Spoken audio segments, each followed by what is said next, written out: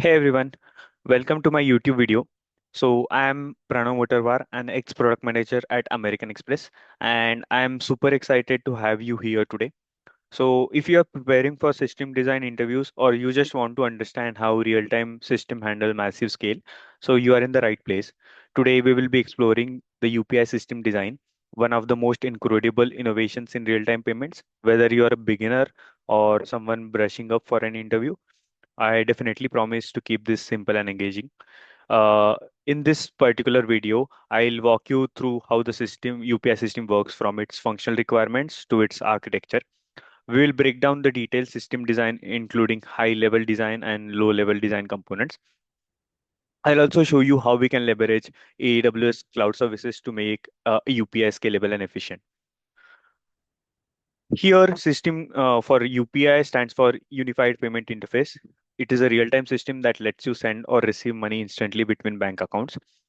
So, to tackle this question in a system design interview, we will start by defining two key aspects, functional and non-functional requirements. Let's break this down. Functional requirements are all about what the system does. For UPI, this means it allows user to send and receive money effortlessly, manage their UPI pins, which are personal identification numbers for secure transactions, and even make payments using QR codes. So a QR code is basically a barcode that you can scan with your phone to quickly process a payment. UPI also provides real-time updates so user can instantly check if the transaction was successful. So on the other hand, we have non-functional requirements which focus on how well the system performs. For UPI, this is absolutely critical. The system must scale to handle millions of transactions per second, especially during peak times like festives or sale events. So it also needs to achieve 99.99% availability, meaning it's always up and running with minimal downtime. Plus, every transaction must be completed within 2 seconds to provide a seamless user experience. So now security is a top priority, and this is where AES 256 encryption comes in. So AES stands for Advanced Encryption Standard, and 256 refers to the key size, which is 256 bits long. And AES 256 uses complex mathematical algorithms to scramble data into unreadable format when a transaction is made. Then we have fraud detection systems, which are in place to monitor suspicious activities and ensure users' money is protected. Reliability is again equally critical. UPI achieves this through something known as idempotent APIs. This is very simple. Even if a transaction request is sent multiple times due to network glitch, it will only be processed once, preventing duplicate payments. So now the next important thing in a system design interview is to, calculate capacity estimation. Capacity plans, the system can handle both concurrent and future loads. So we will break this down into step by step using simple maths to, explain this clearly. We'll start with the numbers. UPI serves 100 million total users. We can definitely assume this since this is a very open interview. We can assume any number, uh, but before explaining and getting to the final number, we need to explain the reasoning and why we took those particular numbers in our mind. Here, we will take the daily active users or DAU about 20 million. And on an average, each active user performs 5 transactions in a day. So the total transactions per day can be calculated as 20 million users into 5 transactions equal to 100 million transactions per day. Next, we will calculate the storage requirements. Now, each transaction generates around 500 bytes of data. To find the daily data size, we multiply 100 million transactions into 500 bytes of data, which comes out as 50 gigabyte per day. So now if we want to calculate this over a month, we will multiply this by 30 days, which then comes out as 1.5 terabytes per month. And for a year, 1.5 terabytes into 12 months equal to 18 terabytes per year. To put that into perspective, 18 terabytes is equivalent to roughly 18 high-end laptop drives worth of storage needed annually to support this traffic. Now let's discuss about the bandwidth estimation. Bandwidth refers to the amount of data transferred over the network, and here's how it works. So each transaction has two parts, a request sent from the user and a response received from the server. Both are about 1 kilobytes each. So the total data per transaction is 1 kilobyte from the request plus 1 kilobyte in the response equal to 2 kilobyte per transaction. So these are just pure assumptions. You don't have to be correct here. You just have to explain and justify why you took those numbers. Your interviewer will agree upon whatever number you took, as long as you are keeping it engaging in the interviews. So to calculate the total data transfer per day, 100 million transactions into 2 kilobytes is equal to 200 million kilobytes per day. So we then convert this to gigabytes. Since 1 gigabyte equal to 1024 into 1024, the total bandwidth per day comes out as 200 million divided by 1024 into 1024. But since this is not a math heavy interview, we will just round off 1024 to 1000. So 1000 into 1000, and that roughly comes around 200 GB. So you need to make sure that you are not engaging the interviewer in mathematical calculation and keeping the calculations very easy so that you don't have to spend much time on that. So for a month, this scales to roughly around 200 gigabytes per day into 30 days equal to 6 terabytes per month. So, all right, let's talk about the high level design. Uh, don't worry, there are a lot of components, but we'll keep it simple and clear. So first we will have the client layer. This is where everything starts. Imagine a user, for instance, opening the UPI app to send money, or maybe the person receiving the payment, let's call the payee, scan a QR code to collect it. That's where the transaction begins right at the interface. Now here we will have two important players come in, the payer PSP and the payee PSP. The payer PSP or payment service provider takes care of sender's request. It's like your personal assistant saying, all right, let's get started with the payment. On the other side, the payee PSP works for the person receiving the payment, making sure the request reaches them safely. Together, these two PSPs act like trusted middlemen, helping the money move between the sender and the receiver. So once the request is in motion, it hits the core service layer. Here, where all the magic happens, authentication service. Here, there is a security gateway. It checks three things. So if you see in this particular authentication service, the component of the API gateways, uh, it checks like if the UPI ID is valid, is it coming from the right device? Is the payment PIN correct from the user? Then we will have transaction service. Think of it as a brain of the system. It handles the entire payment process, talking to the sender's bank to debit the amount and then making sure the receiver bank credits the amount. Now we will have routing service as well. Uh, to send the request to the correct bank, the remitter's bank where the money is deducted and the beneficiary's bank where the money is credited, uh, needs to be validated. It's like a traffic cop, making sure the payments goes through the right place. Now we will also have the fraud detection service. Here's where safety kicks in. The system monitors every time in real time, looking for unusual activity that might signal fraud. It's like a security guard always keeping an eye out. Now we will have notification service. Once the transaction is complete, the system makes sure the user knows what happened. So the user gets an SMS for a quick update, and you get an email for extra confirmation. Okay. We will also talk about the data design here. Just quickly brush up that things. So for transaction data, like who paid and how much and when, transactional data is stored in a database. UPI ID mappings are quick lookups to identify user details, and cache data for frequent requests like checking your balance or recent payments. And finally, to wrap the things, the system connects to the external system, like the remitter bank. This is where the sender's money comes in. The beneficiary bank. This is where the money lands. And the main important component here is NPCI clearinghouse. NPCI stands for National Payment Corporation of India, the central authority that makes sure the payment is officially settled. Now let's deep dive into the low-level design of the transaction workflow. This step-by-step breakdown shows how the system process a UPI transaction from start to finish. So the process begins when a user starts a transaction. This could be to send a money to a friend, pay a bill, or make a purchase with a payment. The system first validates the UPI ID. This step ensures the ID is correct and belongs to the right user. Without a valid UPI ID, the process cannot move forward. Next, the system checks the balance in the remitter's bank account. If the balance is inefficient, the system transaction fails immediately. The user is notified with an error message and the process ends here. If the balance is sufficient, the transaction moves to the next step. The system then debits the money from the remitter's bank account. Think of it like subtracting the payment amount from the sender's account amount.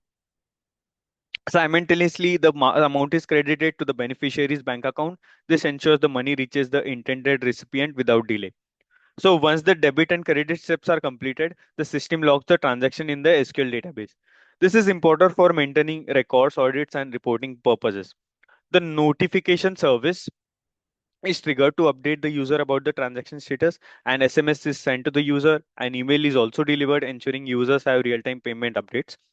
To finalize the transaction, a settlement request is sent to the NPCI clearing house. Uh, NPCI acts as a central authority, as we mentioned earlier, that officially settles the transaction between sender and receiver. So once NPCI acknowledges the settlement, the transaction is marked as successful. At this point, the process comes to an end and the user receives confirmation that the payment has gone through. Okay, so now let's see how AWS service integrates seamlessly into the UPI system to make it scalable and efficient. Though the request and API gateway, once the transaction starts, whether the UPI is started through the mobile app or QR code, it flows through the Amazon API gateway. Think of Amazon API gateway as a gatekeeper. Here we are, suggesting Amazon gateway because it validates incoming request and ensures they are routed to the right backend services securely and efficiently. Now for the core services, we have different suggestions uh, where we can use different Amazon AWS components. The authentication service is powered by AWS Lambda. So Lambda verifies the user's UPI ID, checks the device and validates the UPI ping. So here we are suggesting UPI in the UPI system. We are suggesting AWS Lambda because it is serverless. So the meaning is it scales automatically, ensuring we can secure validations even at high volume transactions. Then we have transactional service also running on AWS Lambda. Here again, we are suggesting AWS Lambda to manage the payments flow, debiting funds after communicating with the payer PSP, crediting fund by routing the request to the pay PSP. So here to explain you in a very simple manner, I would say AWS Lambda doesn't store or reserve the what you can say the service providers, but it acts as an event-driven nature, ensuring real-time processing without delays and without wasting your resources in advance. Now, we will suggest two key things in the fraud detection service: a combination of Amazon SageMaker for real-time fraud detection. So it identifies suspicious transactions by analyzing patterns, and we can also use Amazon Kinesis data streams for real-time monitoring of transaction to catch anomalies instantly.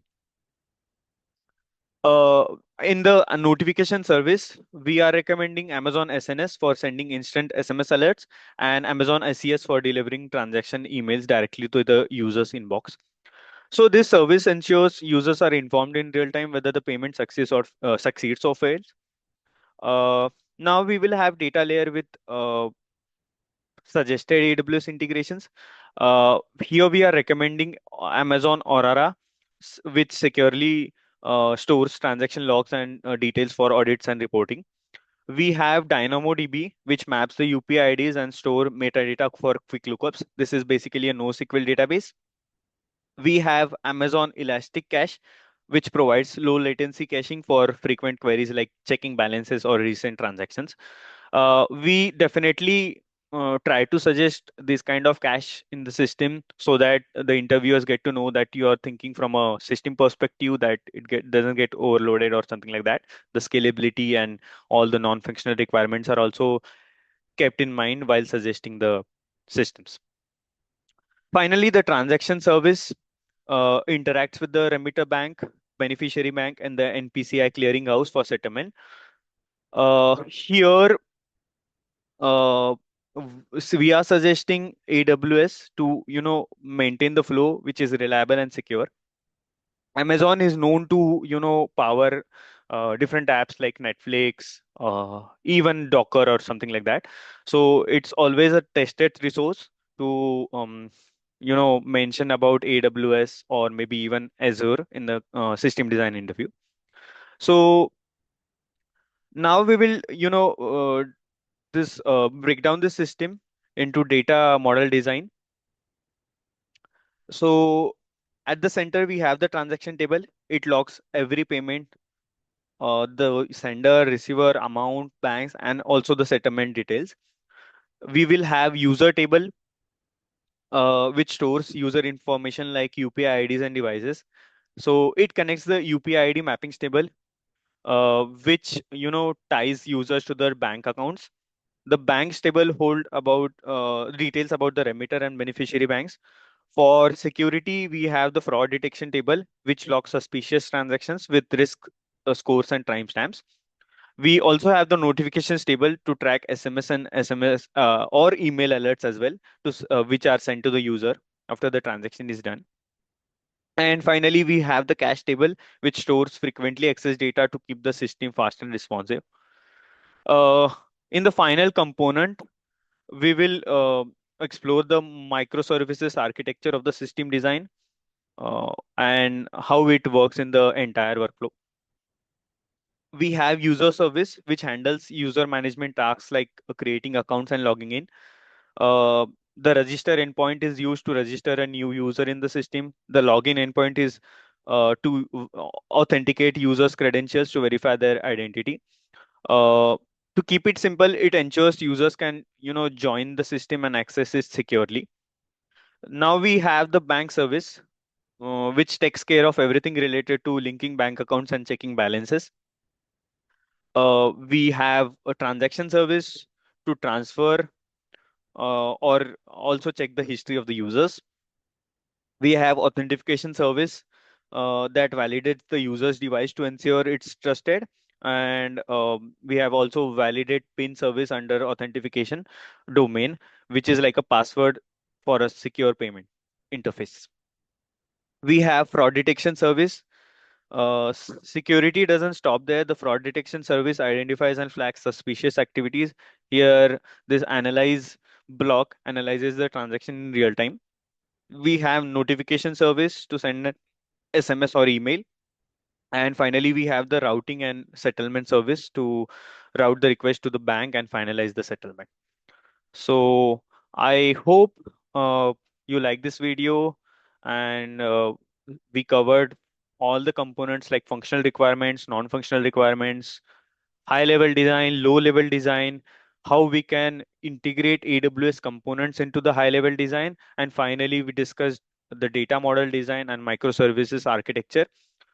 I think this is enough to cover in a 45 minutes interview, because first 25 to 30 minutes are there to explain the design that you have uh, discovered or maybe created in your mind, and then last 15 minutes are there for discussion, like why you took this particular component or something like that.